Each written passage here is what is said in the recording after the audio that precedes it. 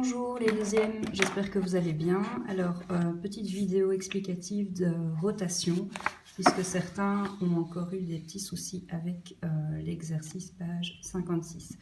Donc, ici, on a une rotation de 210 degrés à faire. Donc, plus 210 veut dire sens contraire des aiguilles d'une montre. Alors, évidemment, on a l'angle dans le sens négatif, qui est 150. Donc, faire une rotation de plus 210, c'est la même chose que faire moins 150 degrés. D'accord? Alors, je vais décider donc de faire la moins 150. Ce sera plus facile à retrouver sur l'équerre. D'accord? Moins veut dire que je vais comme ceci, dans le sens des aiguilles d'une montre. Ça va? Alors, première chose à faire, on relie tous les points au centre. Donc le centre c'est E. Donc je relie tous les points au centre. Ok. Voilà. Ici. Et bon, C et D sont alignés quasi, donc ils auront le même segment.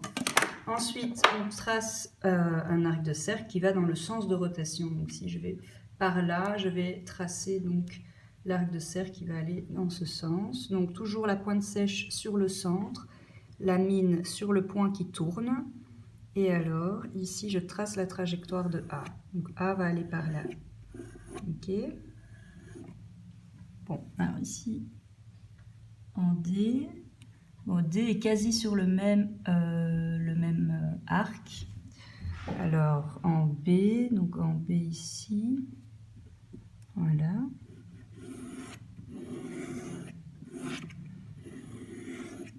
Et enfin, en C ici, voilà. Hop. Donc, j'ai tous mes arcs, d'accord. Et je vais maintenant reporter l'amplitude. Donc, toujours ici, vous me posez souvent la question comment je place mon équerre. Donc, il faut que A tourne par là, D, C, ils tournent tous dans ce sens-là, donc d'office que mes amplitudes vont être par là. Alors, je mets mon 0 sur le centre E, je mets la base de l'équerre sur le segment AE et je reporte 150 degrés qui se trouve ici. Alors, une fois que j'ai trouvé 150 degrés, je relie le point au petit trait et je m'arrête sur l'arc de A, puisque c'est A qui tourne. Donc A' est ici. Voilà, ça c'est A'.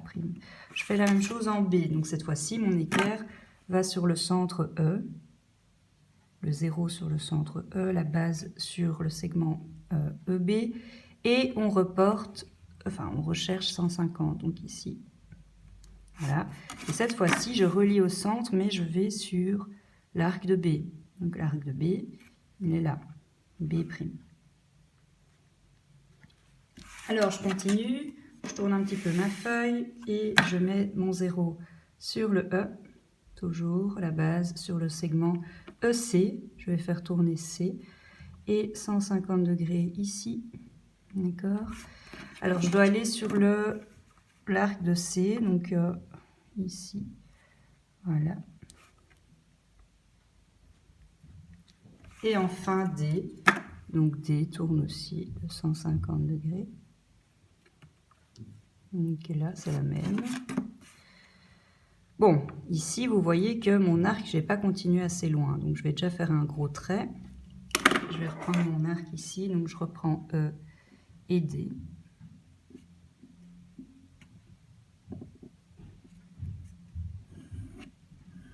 Voilà, D' est ici. Alors, une fois que vous avez les images, vous reliez tout simplement A à B',